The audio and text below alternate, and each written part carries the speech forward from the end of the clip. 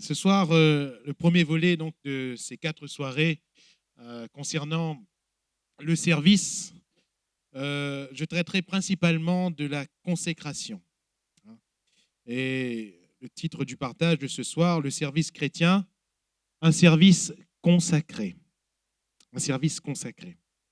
Pourquoi? Parce que s'il n'y a pas de consécration, il n'y a pas pour le Seigneur véritablement de service. S'il n'y a pas de consécration, il n'y a pas véritablement de serviteur.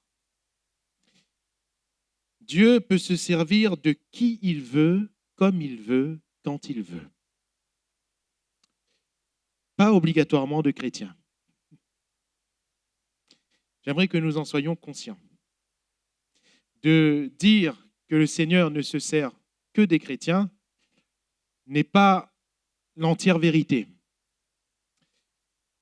La Bible nous dit, je crois que c'est le prophète Ésaïe qui le déclare, que l'Éternel, il maîtrise ceux qui s'égarent et il maîtrise ceux qui égarent les autres.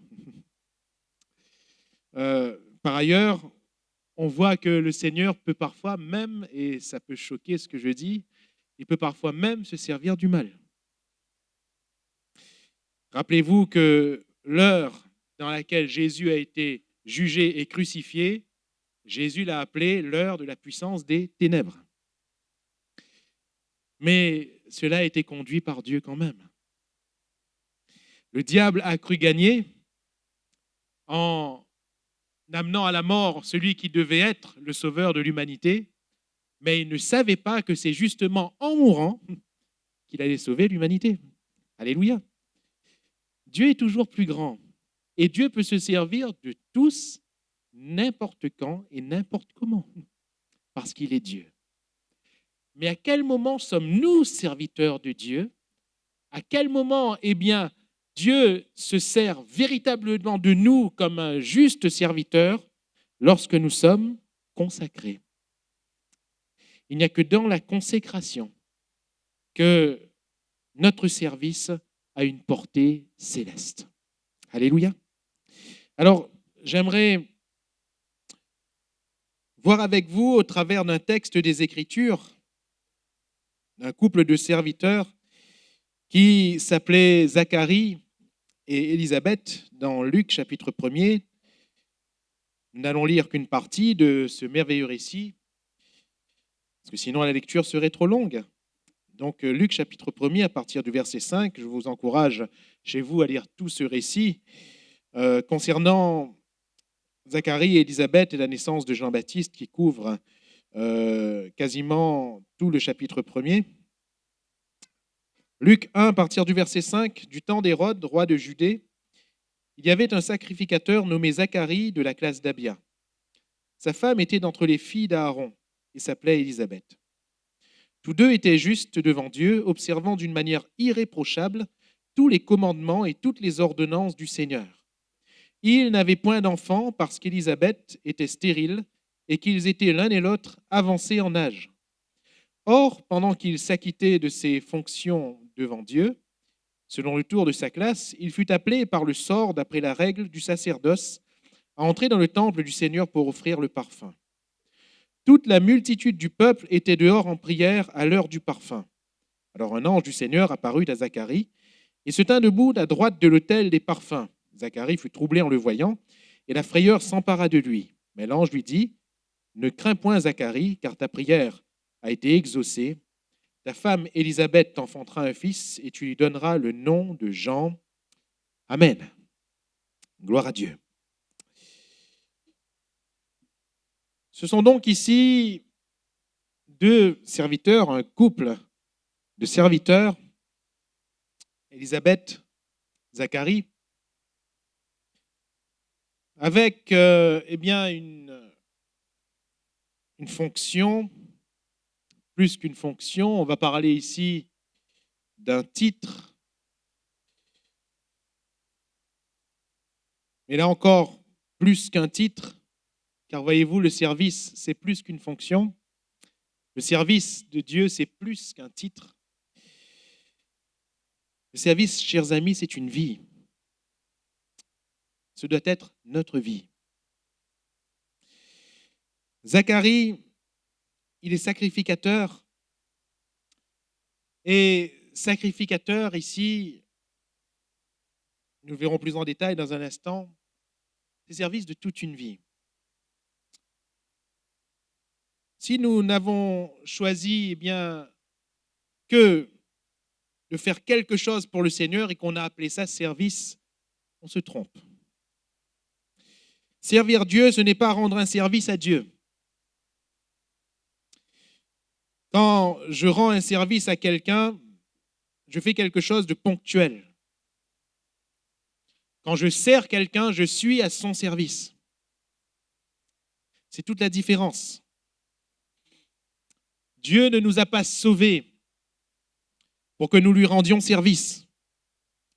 Dieu nous a sauvés pour faire de nous ses serviteurs. Et c'est totalement différent. C'est le jour et la nuit. Aussi,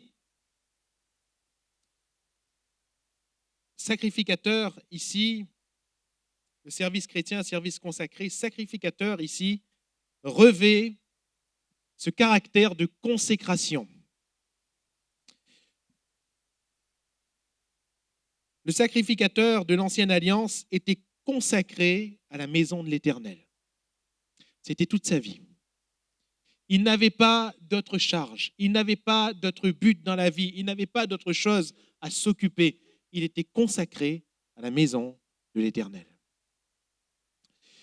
Nous, de la même manière, si nous sommes serviteurs, nous sommes consacrés au Seigneur, nous sommes consacrés à celui qui nous a sauvés.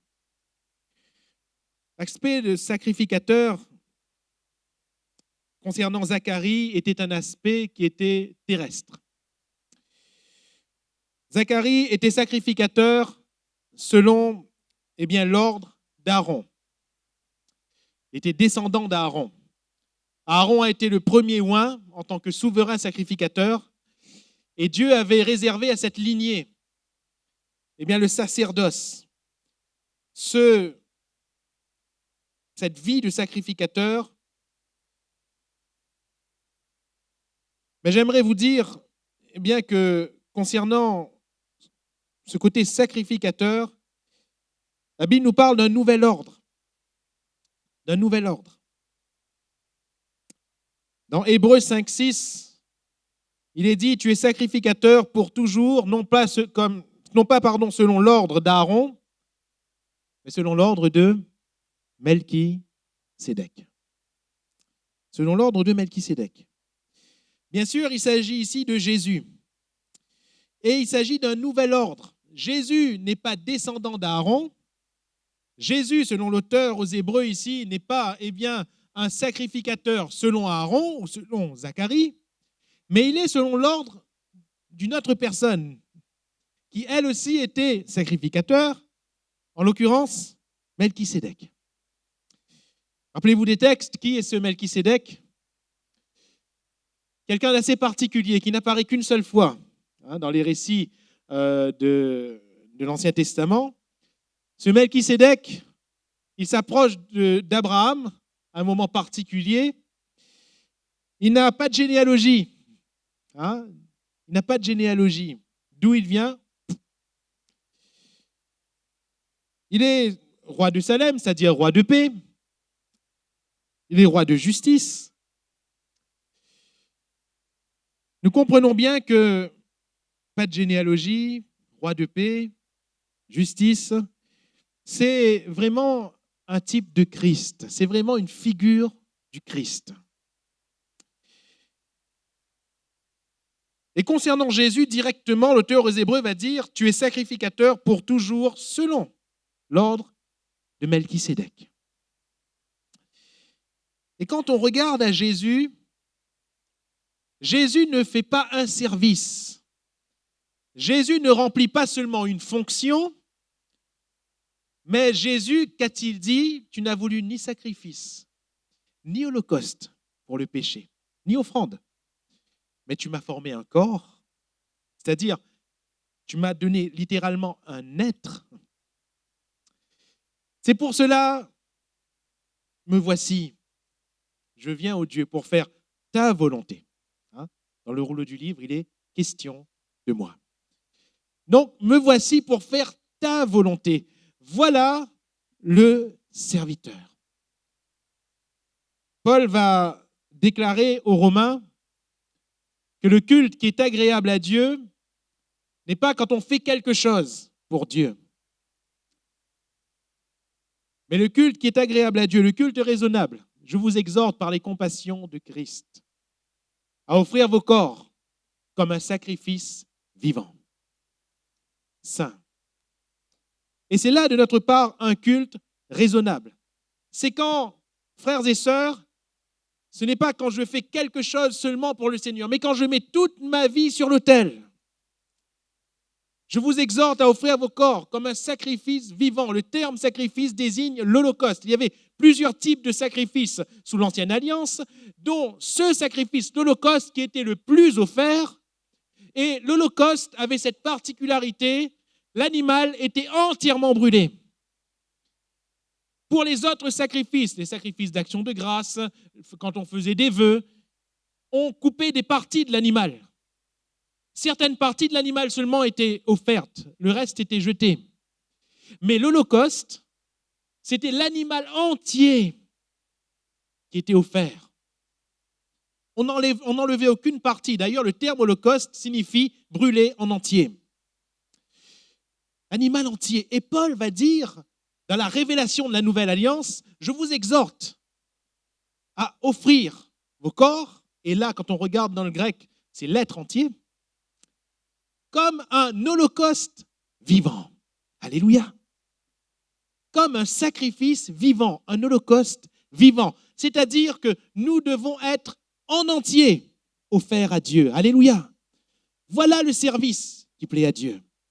Voilà la consécration du service. Ainsi, je dois comprendre et je dois saisir que ma vision doit changer. Quelle conception avons-nous d'une manière populaire concernant le service de Dieu? Eh bien, ce que je sais faire, je le fais pour le Seigneur. Oui ou non? Par exemple, j'arrive à bien chanter, ben tiens Seigneur, je vais te servir, je vais chanter pour toi. C'est bien.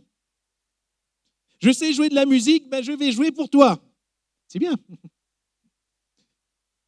Je sais construire des bâtiments, Seigneur, je vais construire pour toi. C'est bien. Je sais faire ceci, faire cela, j'ai telle corde à mon arc, et je vais mettre cela, je vais faire cela pour toi dans l'église. Pasteur, je sais faire ça, je veux faire ça pour le Seigneur. C'est bien. Mais là n'est peut-être pas le service. Parce que servir Dieu, ce n'est pas dire, Seigneur, je vais faire ça pour toi. Servir Dieu, c'est Seigneur, prends ma vie et sers-toi de moi comme tu veux. Alléluia. Fais par ma vie ce que je sais faire et ce que je ne sais pas faire. Ce que je peux faire et ce que je ne peux pas faire. Peut-être que, le talent que j'ai d'une manière naturelle ou que j'ai pu acquérir par l'apprentissage, peut-être que le Seigneur ne s'en servira jamais. Mais à lui soit la gloire. Ma vie est à sa disposition. Ma vie est à sa disposition. Jésus a dit, me voici, je viens. Alléluia. Est-ce que Jésus voulait de la croix? Vous vous rappelez sa prière? Père, s'il est possible que cette coupe s'éloigne de moi. Mais il est serviteur. Toutefois, non pas ma volonté, mais la tienne. Alléluia. Notre vie est sur l'autel. Notre vie est pour le Seigneur, sacrificateur selon l'ordre de Melchisédek. Alléluia. C'est ce que nous sommes. Apocalypse chapitre 1er, à celui qui nous aime.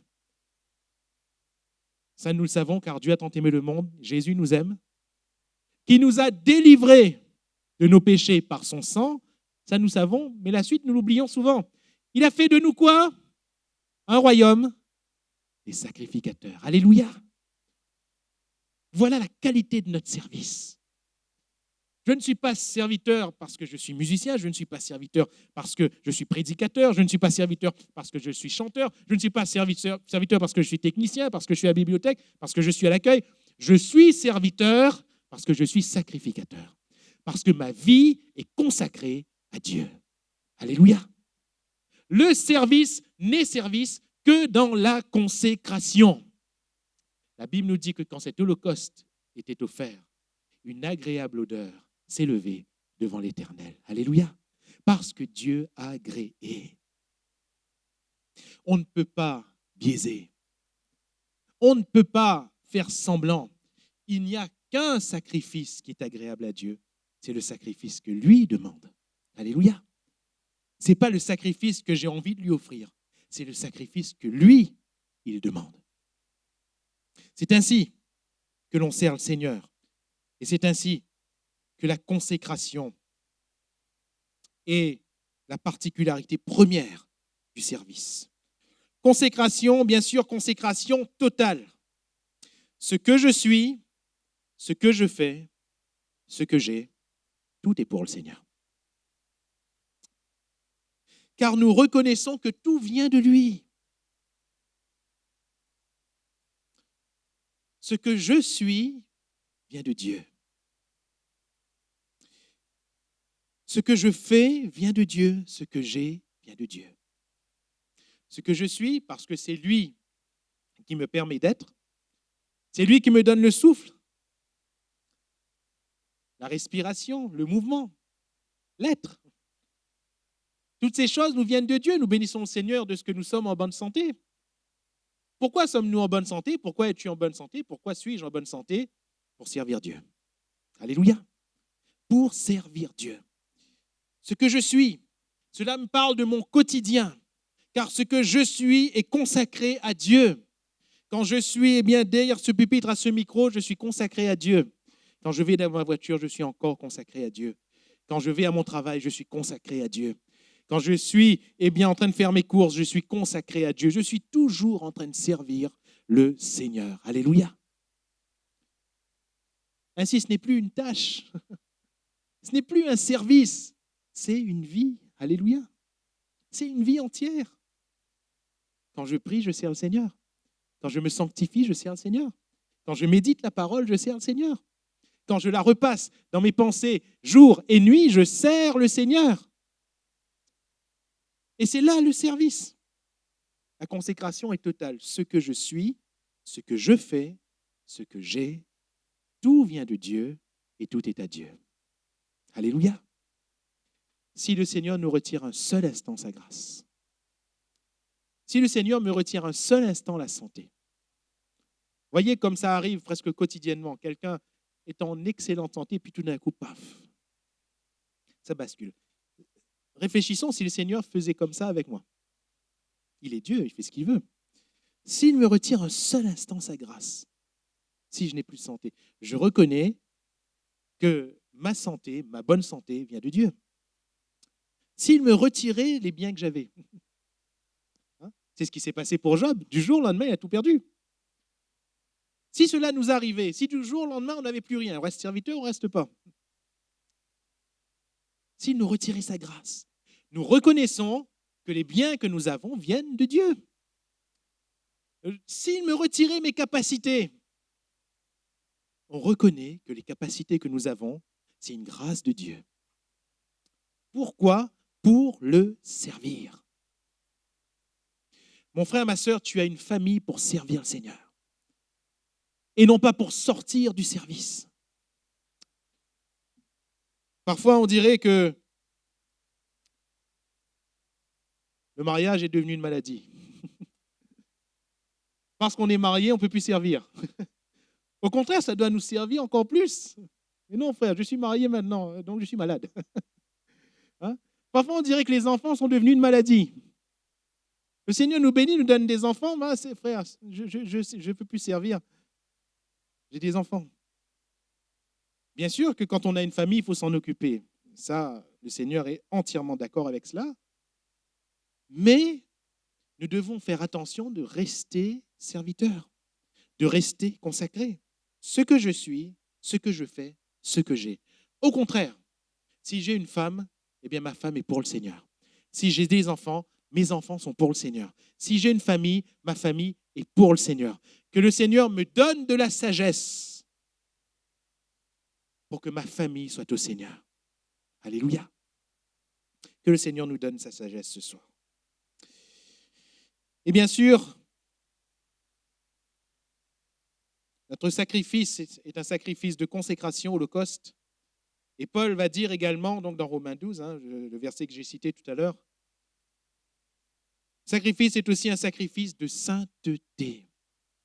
Je vous exhorte à offrir vos corps comme un sacrifice vivant, saint. Alléluia. Agréable, ce qui sera de votre part un culte raisonnable. Saint. Saint. On ne peut servir le Seigneur que dans la sainteté. Regardez ce qui est dit au verset 6 du texte que nous avons lu ensemble. Verset 6.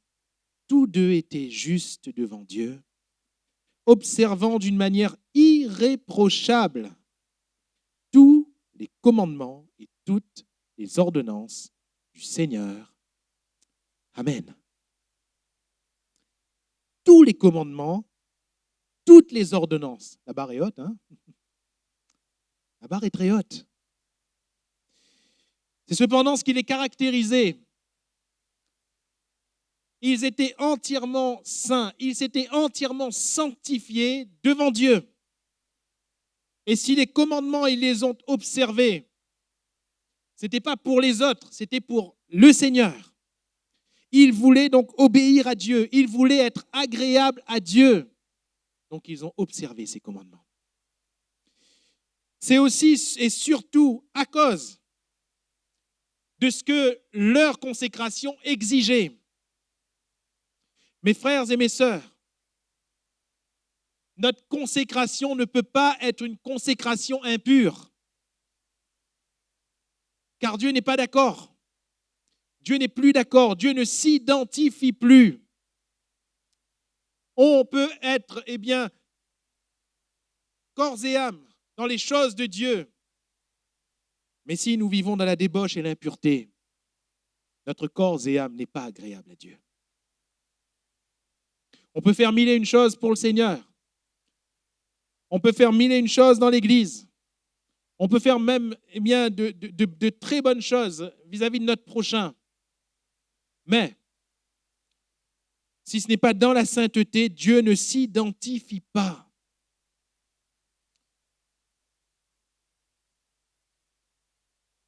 En étant sauvés, nous sommes devenus enfants de Dieu. C'est-à-dire que la vie de Dieu est en nous. Dieu s'identifie à nous. Mais dès qu'il y a le péché, c'est fini. C'est fini. Dès qu'il y a la tâche, dès qu'il y a la marque, c'est fini. C'est-à-dire qu'à ce moment-là, Dieu ne s'identifie plus. On a besoin de revenir au Seigneur. On a besoin de se repentir. On a besoin de revenir à la croix et que le sang de Jésus nous lave. Mais pour que le sang de Jésus nous lave, il faut qu'on ait complètement abandonné notre péché. Mais le service consacré est un service de pureté. Alléluia. La sainteté convient à sa maison. Donc la sainteté.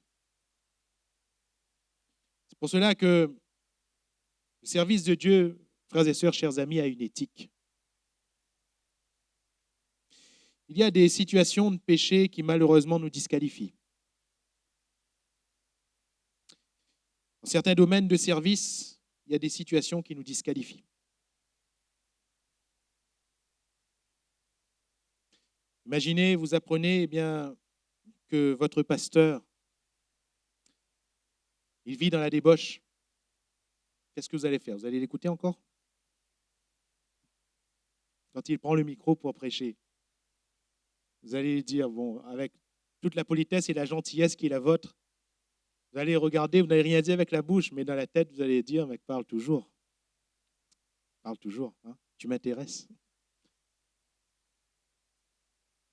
Il y a certaines situations qui nous disqualifient. C'est facile d'imaginer pour le pasteur, mais est-ce qu'on peut se l'imaginer pour chacun ce soir? Parce que Dieu, c'est le même pour tous. Dieu est le Dieu saint pour tous. Ne nous donnons pas droit au péché, parce que nous sommes serviteurs de Dieu. Il ne faut pas que notre sacrifice soit impur. Il ne faut pas que notre consécration soit impure. Sacrificateur, donc, selon le nouvel ordre, selon l'ordre de Melchisédek. Première remarque, premier point sur le service consacré à partir de Zacharie, donc était sacrificateur. Le texte nous parle également de fonction. Et là va être la deuxième partie de mon propos. De fonction. Alors qu'il s'acquittait de ses fonctions devant Dieu. Parce que notre service a un côté concret quand même. La fonction, c'est-à-dire ce que l'on fait. Sacrificateur, c'est ce que l'on est, n'est-ce pas? Tu es sacrificateur pour toujours selon l'ordre de Melchisédek. C'est ce que l'on est. Ça doit être notre être. Mais il est parlé aussi de fonction, c'est-à-dire de ce que l'on fait. Notre fonction, c'est la concrétisation de notre consécration dans l'Église. C'est-à-dire que comment est-ce qu'on reconnaît qu'un chrétien est réellement consacré à Dieu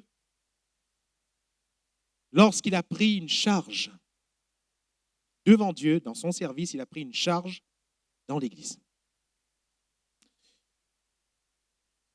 Il y a tellement de domaines dans lesquels il y a des charges à prendre. Et en ceci, j'aimerais dire qu'il n'y a pas d'âge pour servir le Seigneur. À tout âge, nous pouvons avoir une fonction, une charge devant Dieu. La Bible nous dit que Anne, fille de Phanuel, âgée de 84 ans. Waouh! 84 ans. Là, il est bon pour la retraite, là. 84 ans. Trop vieux, frère. Ami reste dans mon cosy. Mon deux jambes en l'air, madame, il brosse. 84 ans, frère, l'arthrose, qu'est-ce que vous lui fait? Qu'est-ce qu'elle faisait? Oh, elle pouvait peut-être plus nettoyer la salle. Elle ne pouvait peut-être plus aider à déplacer des choses. Mais la Bible nous dit qu'elle servait nuit et jour le Seigneur dans le jeûne et la prière. Alléluia! N'est-ce pas merveilleux? Elle avait pris sa charge. Elle avait pris sa part. Elle avait pris sa fonction devant le Seigneur. Elle servait le Seigneur nuit et jour à la prière. Alléluia! Tellement de domaines de service, tellement de charges, tellement de fonctions à remplir. Des fois, des fonctions que nous ne soupçonnons pas.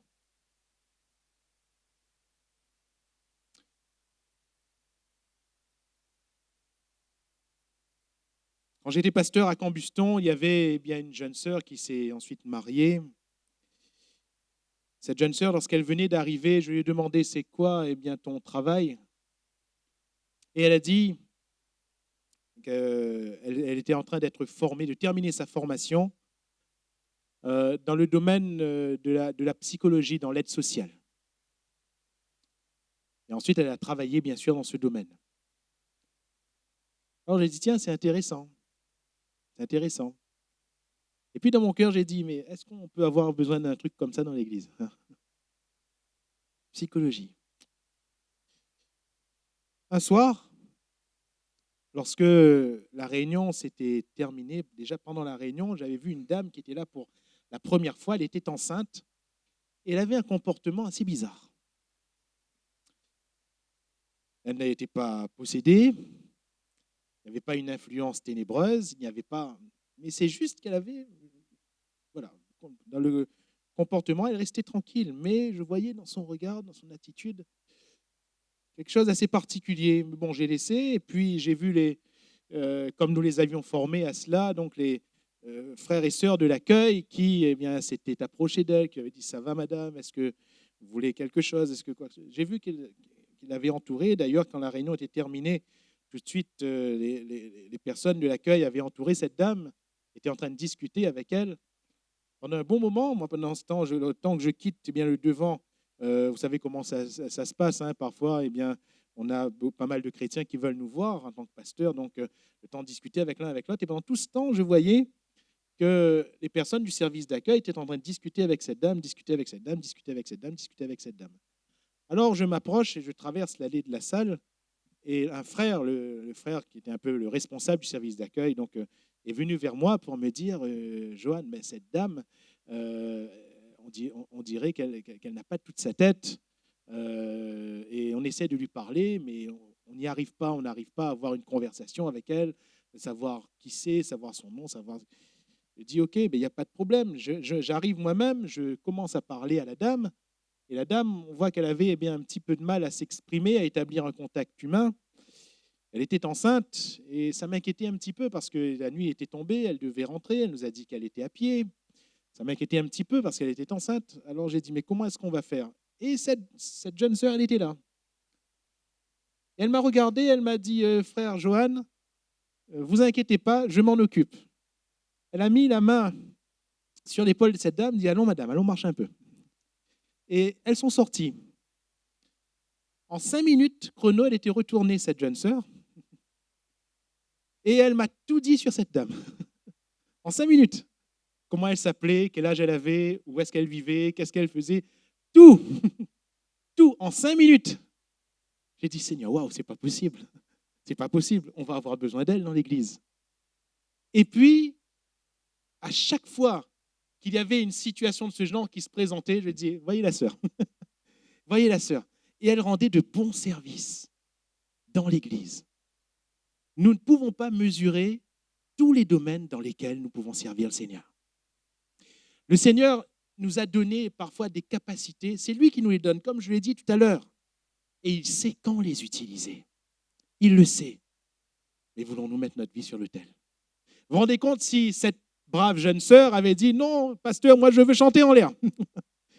Moi je veux bien être en haut sur l'estrade, je veux chanter. On dirait que tout le monde veut l'estrade, mais non. Je vous donne un conseil au contraire, redoutez l'estrade. Hein. Redoutez bien, bien l'estrade. Hein. Ce n'est pas l'endroit le plus confortable, ni devant les hommes, ni devant Dieu. Ce n'est pas l'endroit le plus confortable. Mais il y a tellement d'autres choses à faire. Tellement. Vous connaissez tous l'histoire du violon d'Ingres. Oui. Un monsieur Ingres, vous pourrez taper sur Google. J'espère que je n'écorche pas son nom. Hein. Eh bien, lui, il avait une passion. Il voulait être violoniste professionnel. Alors, il s'est acheté un violon, très bon violon. Et il a appris. Il a commencé eh bien, à intégrer des groupes pour des concerts, des concerts philharmoniques. Et il jouait bien, Mais il n'y a eu aucun album de sa part. L'histoire de la musique n'a pas retenu son nom. Par contre, ses peintures, ses tableaux se vendent à millions. Ses peintures étaient remarquables. Son véritable talent, en fait, était dans la peinture. Mais lui, il voulait à tout prix être violoniste. Quel dommage, quel gâchis. Tout cela pour vous dire quoi? Dans l'Église, on veut à tout prix, mais on ne regarde même pas ce que le Seigneur nous a donné. Alors que ce que le Seigneur nous a donné est bon. Alléluia. C'est forcément bon. Le Seigneur t'a donné des talents en manutention. Ben, exerce pour le Seigneur. Le Seigneur t'a donné de pouvoir faire un mur. Bénis le Seigneur. Moi, je n'arrive pas à le faire, le mur. Moi, je n'arrive pas. Je voudrais le faire, mais je n'y arrive pas. Qu'est-ce que vous voulez? Hein? Ce n'est pas ce que j'ai reçu. Parfois, ma femme me dit, tu aurais dû apprendre un peu. Ce n'est pas ce que j'ai reçu, ce n'est pas ce que j'ai appris. Et qu'as-tu reçu de la part du Seigneur? L'Église n'a-t-elle pas un besoin dans ce domaine? Il y a une fonction, il y a une charge à prendre. Alléluia. Le Seigneur t'a donné une capacité dans le chant, chante. Le Seigneur t'a donné une capacité dans la musique, joue. S'il y a un besoin. Je ne suis pas en train de me contredire par rapport à tout à l'heure. Il ne s'agit pas de dire, moi je sais faire ça, je vais faire ça pour le Seigneur. Non, ma vie est entre tes mains, Seigneur. Il y a un besoin, pasteur, je sais le faire. Je sais le faire. Et le Seigneur va nous orienter. Alléluia. Le Seigneur va nous orienter. Mais notre vie est sur l'autel. Notre vision, c'est une vie consacrée. Après, il y a la fonction, il y a la charge. Selon ce que le Seigneur nous a donné, faisons, servons le Seigneur. Alléluia. 3 mots d'ordre. Dans la fonction que nous prenons, parce que quand nous servons le Seigneur, il ne faut pas le faire n'importe comment. Dans la charge que nous prenons dans l'Église, soit on fait bien, soit on ne fait pas. 3 mots d'ordre, implication, application, perfection. Implication. Parce que c'est ma charge. Je dois m'impliquer. Je ne sers pas Dieu de loin. Je ne viens pas juste pointer. Mais mon domaine de service m'intéresse toujours. Parfois, malheureusement, avec le temps, il y a des serviteurs qui deviennent des fonctionnaires.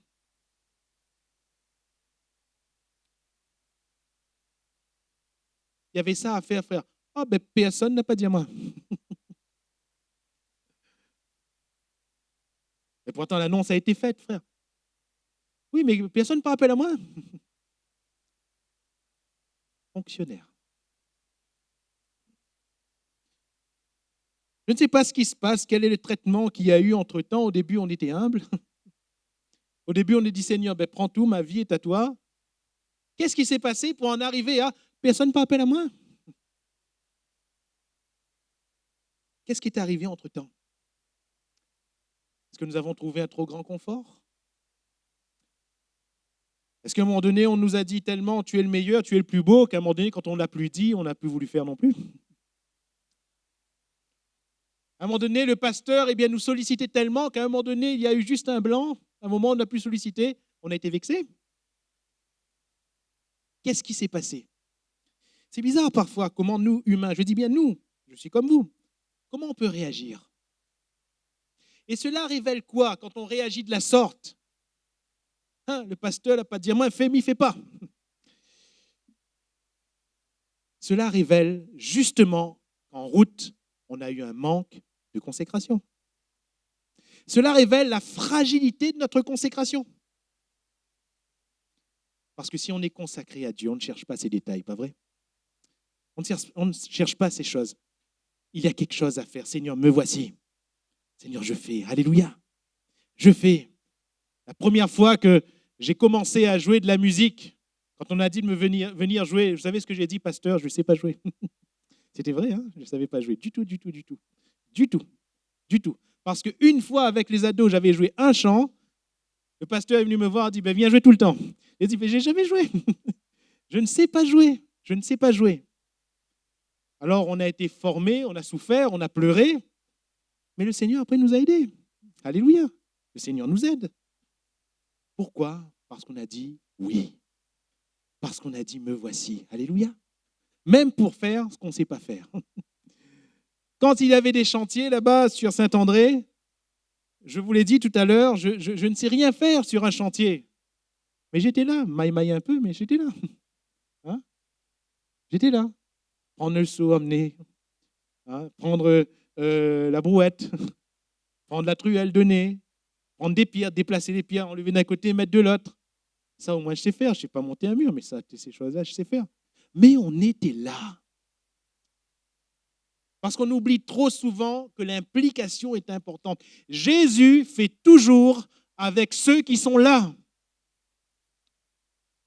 J'aime bien ce terme qui est souvent employé. Il y avait là. Il y avait là 6 vases de pierre qui normalement étaient destinés à quoi? À purification des Juifs, aux ablutions. Ce n'était pas du tout pour changer l'eau en vin. Les vases n'étaient pas là avec dessus une étiquette eau en vin.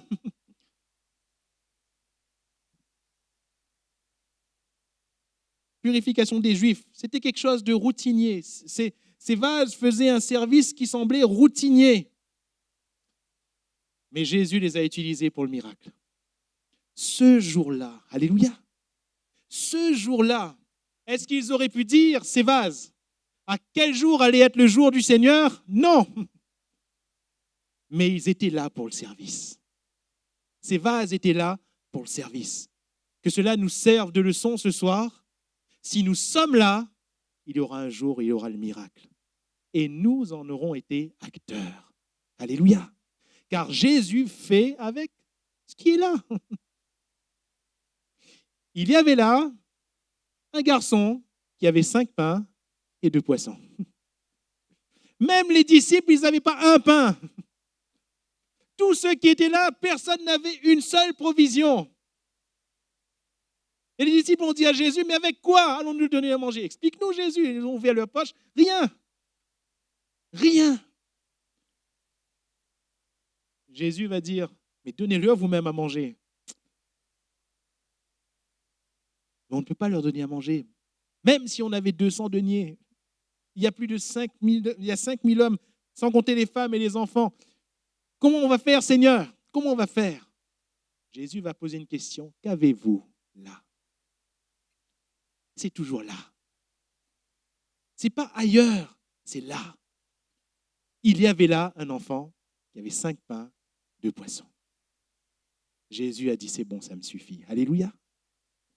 Comme les vases, les 6 vases, qui contenaient à peu près 100 litres chacun. Hein. Les 6 vases. Ils étaient lourds, ils étaient là. Parfois, on est un peu lourd. Hein. Mais l'important, c'est qu'on est là. On est là. Le Seigneur peut faire encore quelque chose avec nous, même si on est un peu relou. Hein. Le Seigneur peut faire encore quelque chose avec nous. Mais il faut être là. Il faut être là. L'important, c'est de toujours répondre présent. Alléluia. Si on n'est pas là, ça veut dire que nous ne sommes pas là. Avec ça. Hein? Mais si on est là, même si on n'a pas de grande capacité, même si on n'a pas de grands biens, Jésus saura toujours se servir de nous. L'implication. Alléluia. L'implication. Toujours en train de se demander ce qui se passe. Toujours en train de se dire, mais comment est-ce qu'on va pouvoir faire? On est impliqué, on s'inquiète. Le regard sur le service, le regard sur notre fonction pour voir si tout se passe bien. À Saint-Louis, on a 2 groupes qui conduisent la louange chaque semaine à tour de rôle. Bientôt, par la grâce de Dieu, on en aura un 3e. Et vous comprenez bien qu'il y a un groupe qui fait une semaine, un autre groupe l'autre semaine. Eh bien, le groupe qui ne fait pas, je leur dis, c'est pas grave, vous asseyez, vous écoutez les autres. Ensuite, vous pourrez aider en disant, attention, ça va, ça ne va pas. Mais toujours être impliqué. Alléluia. Ce n'est pas parce que ce n'est pas mon tour que débrouille les autres. Non. Toujours impliqué. Alléluia. Toujours impliqué. La Bible nous dit que la sœur de Moïse, quand cette maman, Jochébed, qui ne pouvait plus cacher son enfant, a remis, je lis l'image comme cela, a remis son enfant entre les mains du Seigneur, en prenant toutes les précautions qu'il faut. Elle a fait un petit couffin étanche de fortune. Elle a posé sur le fleuve, pas dans le courant du fleuve, mais au milieu des roseaux, où c'est bien calé. Hein? Parfois, on est allé un petit peu loin dans les films et dessins animés. Hein? Mais normalement, le petit couffin, là, il n'a pas trop bougé parce qu'il y avait les roseaux, vous comprenez? C'était bien calé. Et la Bible nous dit que la maman, elle avait fini ce qu'elle devait faire. La fille, elle n'avait pas fait grand-chose, mais la Bible nous dit qu'elle était là et qu'elle regardait. Et le terme hébreu pour regarder, veiller, voir, c'est voir au cas où, il y avait encore autre chose à faire. C'est-à-dire qu'elle s'inquiétait de la suite. Qu'est-ce qui allait arriver à son petit frère? Elle s'en inquiétait. Et vous voyez, la foi, elle va du début jusqu'à la fin. C'est-à-dire, la foi, ce n'était pas dit, Seigneur, je te remets entre tes mains, et puis voilà, tu te débrouilles. La foi, c'est aussi regarder s'il n'y a pas autre chose à faire. cette fillette, Myriam, elle va rester là. Heureusement qu'elle va rester là. On est d'accord, Dieu a exaucé cette maman parce que la princesse, donc la fille de Pharaon, est venue se baigner à cet endroit-là, a eu compassion de cet enfant et l'a sauvé des eaux. Mais après, qu'est-ce qui s'est passé? Il n'y avait pas encore de lait en brique à l'époque, ni de lait en poudre. Comment elle allait faire? C'est bien beau, elle veut adopter un enfant. Mais comment elle allait faire pour le nourrir, pour l'élever? Comment elle allait faire? Il y avait des nourrices, c'est-à-dire des femmes qui étaient elles-mêmes mamans et qui pouvaient donc allaiter au sein. Il fallait qu'elle cherche une nourrice en Égypte. Mais heureusement que la sœur était là. Veux-tu que j'aille chercher une nourrice parmi les femmes israélites? Cette fille de Pharaon a bien vu que Moïse était hébreu. Elle a bien vu l'enfant avec ses traits. Et elle a dit, va. N'est-ce pas merveilleux? La maman de Moïse était payée pour nourrir son fils. Allocation familiale. Il n'y a rien de nouveau sous le soleil. Hein? Elle était payée pour nourrir son fils. C'est une grâce de Dieu. C'est une grâce de Dieu. Normalement, elle devait perdre son fils devait mourir. Non seulement son fils a été sauvé, mais en plus, elle est payée pour nourrir son fils. Grâce à qui? Myriam, qui a regardé jusqu'au bout pour voir s'il n'y avait pas autre chose à faire. Et merci Seigneur parce qu'il y avait autre chose à faire. Dans le service, on doit toujours voir s'il n'y a pas autre chose à faire. Parce que celui qui a fait avant nous, peut-être qu'il a oublié certains détails, peut-être qu'il a oublié certaines choses. Ça ne semble pas grand-chose, ça peut sembler des détails. Mais vous savez, quelqu'un a dit un jour que la différence entre le bien et le parfait, c'est quoi? Les détails. Les détails. Quand on dit que quelque chose c'est bien, et quand on dit de la même chose c'est parfait, c'est quoi la différence entre les deux? Les détails. Les détails. Voir s'il n'y a pas des détails sur lesquels il faut revenir et permettre à ce que l'objet du service soit réussi. Alléluia. L'implication, l'application. Toujours chercher à bien faire avec la manière. Tout ce qu'on fait pour le Seigneur. Je le dis souvent dans le domaine de la musique. Ce n'est pas parce que nous sommes enfants de Dieu et que nous servons Dieu, si on fait des accords faux, ce n'est pas grave. On sert le Seigneur quand même. Il faut essayer quand même de ne pas jouer faux. Oh, on va nous pardonner, rassurez-vous. Vous n'irez pas en enfer. En arrivant devant le Seigneur, là-haut, le Seigneur va dire, vous l'avez fait les accords faux. Non, pas du tout, rassurez-vous. Mais si ce que l'on fait, c'est pour le Seigneur, ce doit être appliqué. Alléluia. La Bible nous dit que les musiciens que David avait choisis, ils étaient habiles.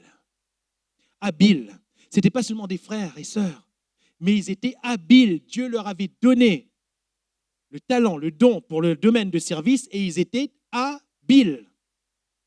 L'application. Alléluia. L'application. Une fois sur un travail à faire à Saint-André, je passais comme ça, il y avait deux frères. Un frère qui était en train de faire de la soudure. Et l'autre frère qui était un peu plus ancien dans les travaux, qui passe derrière, qui regarde et dit « Comment on soude là ?» Le premier qui était en train de souder, il a dit « Ben quoi, elle est bon, les coller là ?» Et l'autre a regardé et a dit « Vous, pas en train de faire bon mon coco ?» Et sur le coup, j'ai pas bien compris. Je regardais effectivement les points de soudure. Il y avait c'était tellement gros, on dirait des bonbons coco, vous voyez. Vous n'êtes pas en train de faire bonbons coco. Et il a dû tout casser, tout bien refaire. Voilà. Et ce frère, il disait, on sert le Seigneur quand même. Hein. Fais bien les choses. Fais bien les choses. Parfois, on dirait que c'est parce que c'est pour le Seigneur, c'est pour l'Église. On peut bâcler, c'est pas grave. On peut négliger, ce n'est pas grave. On peut faire, allez, on voit comme l'arrivée. C'est pas grave. Non. Pourquoi est-ce qu'on ne fait pas ça pour notre patron? Pourquoi on ne fait pas bonbon coco pour patron? Pourquoi? Bah ouais, parce que sinon la paye, il ne tombe pas. Hein? Et parfois, on dirait que la paye est devenue plus importante que le Seigneur. Certes, dans l'Église, on n'est pas payé, mais c'est une erreur parce qu'on a déjà été payé. Jésus a déjà offert sa vie pour nous et il a tout donné. Le peu que nous puissions faire pour le Seigneur, ne voulons-nous pas le faire avec application? Application. Et perfection, parce que je dois sans cesse rechercher mon perfectionnement. Ce que je fais, je dois chercher à progresser dans ce que je fais. Là, j'ai fait, c'était bien. Là, je refais, c'était mieux. Merci Seigneur pour ta grâce. Comment est-ce que je peux faire encore mieux? Comment est-ce que je peux faire encore mieux? Comment je peux progresser encore? Le danger dans le service de Dieu, c'est de se croire arrivé. De se dire, comme je fais, c'est bon, il fait rouler. C'est bon, il n'y a plus rien à toucher, c'est bon. Non, non. Il y aura toujours mieux à faire. Comment puis-je faire mieux? Comment puis-je faire mieux? Il ne s'agit pas de brûler les étapes, il ne s'agit pas de se fixer des buts inatteignables, pas du tout. Mais là, je suis là, comment est-ce que je peux arriver à là? Ensuite, comment est-ce que je peux arriver à là? Comment est-ce que je peux arriver à là? Se fixer des marges de progression, mais veiller à progresser. Il y a une règle qui est imparable. Dans le service chrétien, soit on progresse, soit on régresse. Il n'y a jamais de stagnation, jamais. Jamais. Soit on progresse, soit on régresse. C'est comme une voiture dans une pente. Soit vous accélérez, soit la voiture descend. Hein? Soit la voiture descend. Si vous tirez le frein à main, ça peut tenir, mais pas trop longtemps. Perfection. La fonction, donc la charge. Et troisièmement, nous voyons que si le service consacré revêt ce caractère de sacrificateur, si le service consacré revêt aussi ce côté de fonction, de charge, nous voyons aussi que le service consacré n'est pas sans problème. Oui ou non? Il y avait un problème de taille concernant ce couple. Il connaissait un problème de taille pour un couple d'Israélites. Il n'avait pas d'enfant. Cette femme était stérile. Remarquez que leur problème était quand même énorme, pesant pour une femme en Israël à cette époque. Vous pouvez, mes chères sœurs, vous qui être dans votre condition de femme, vous pouvez un petit peu peser cela. Si vous voulez être maman et que vous n'arrivez pas à avoir d'enfant, c'est une souffrance, n'est-ce pas? Nous parlons ici du contexte d'Israël avec sa culture. C'était carrément une malédiction. C'était vécu comme une malédiction. Vous vous rendez compte? C'est un couple de sacrificateurs, mais qui vivent ce qui est pour eux une malédiction.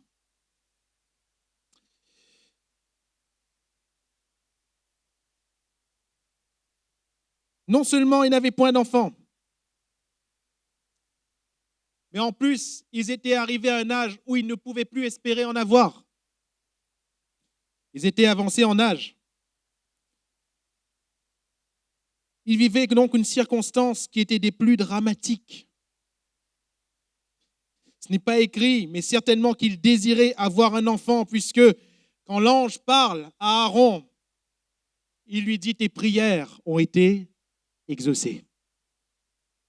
Combien de fois ils ont prié? Combien de temps ils ont prié? Le Dieu qu'ils servaient. Mais ce qu'il y a de plus beau, de plus magnifique, c'est qu'ils ont continué à servir le Seigneur. Alléluia. Malgré ça, ils ont quand même servi d'une manière irréprochable le Seigneur. Et ça, c'est une leçon pour nous dans la consécration. Parfois, on est en forme. Ah, frère, donne-moi tout pouffé, m'y fait.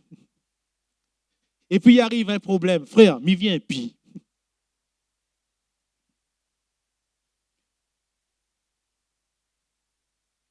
Encore une fois, consécration fragile. Quand on dit, Seigneur, je te donne ma vie, le Seigneur dit, d'accord, ok, on met le feu. On y prouve. On voit ce qui reste. Est-ce qu'on a construit seulement avec la paille, le foin, le chaume, ou est-ce qu'on a construit aussi avec les pierres précieuses, l'or, l'argent? À l'épreuve du feu, le bois, la paille, le chaume, le feu, qu'est-ce qui reste après? Rien. Mais par contre, l'or, l'argent, les pierres précieuses, qu'est-ce qui reste? L'or, l'argent, les pierres précieuses, sans les scories. Alléluia. Sans les scories, sans les impuretés. Avec quoi construisons-nous? Quelle est notre consécration? Là encore, on touche au même point. Est-ce que le moindre problème qui arrive nous font dire, je ne servirai plus? J'arrête d'être consacré au Seigneur. Élisabeth et Zacharie ont commencé à servir depuis l'âge de 20 ans. C'était l'âge pour servir en tant que sacrificateur. Et ils ont continué. Ils étaient vieux. Ils servaient encore. Alléluia. Pourtant, pas d'enfants. Pourtant, ils priaient. Ils servaient le Seigneur. Peut-être qu'ils se disaient en eux-mêmes, parfois en tant que chrétien, on est tenté de se le dire, je vais bien servir, comme ça le Seigneur va me répondre, comme si le Seigneur récompensait les œuvres. Nous le voyons, nous l'avons vu dans ce texte. Dieu est un Dieu de grâce. Dieu est un Dieu de grâce. Ce n'est pas par les œuvres, afin que personne ne se glorifie, mais par la foi en Jésus-Christ. Donc, ici, ils servent, et c'est à quel moment que Dieu les exauce, parce que Dieu ne les a pas oubliés. Alléluia. Dieu ne nous oublie jamais. À quel moment? Pendant qu'ils servent. Alléluia. Pendant qu'ils servent.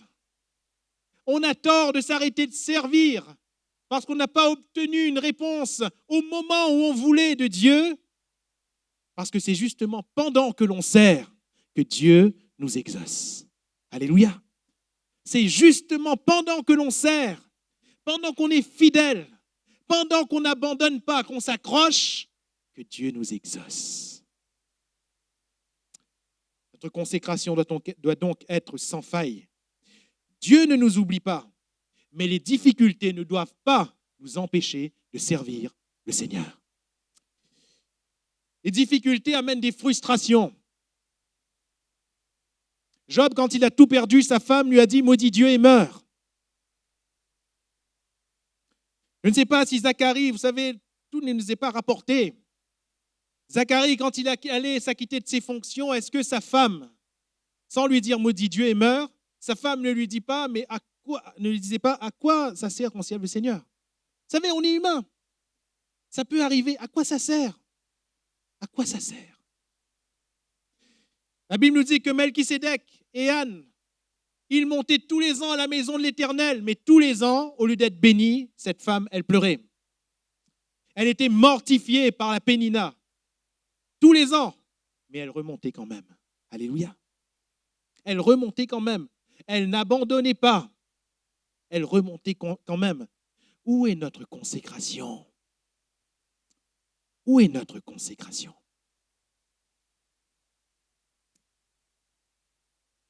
Parfois, c'est le contraire. Parfois, vous voyez des gens pleins d'entrain, être là à toutes les réunions. Tout d'un coup, on ne les voyait plus. Et puis tout d'un coup, ils sont là. Là, on reconnaît que le feu la poque un peu derrière. On reconnaît qu'il y a une difficulté qui ont fait que.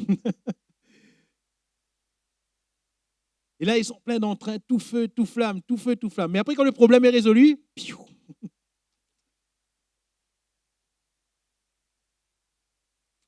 C'est la même chose, hein, mais VIP. C'est la même chose. Quelle est notre consécration, frères et sœurs? Nos problèmes, nos réussites, constituent-ils des freins? Si on est consacré, il n'y a aucun frein. Alléluia. Aucun. Rien qui ne nous rende démissionnaires du service, car le service est un service consacré. Alléluia.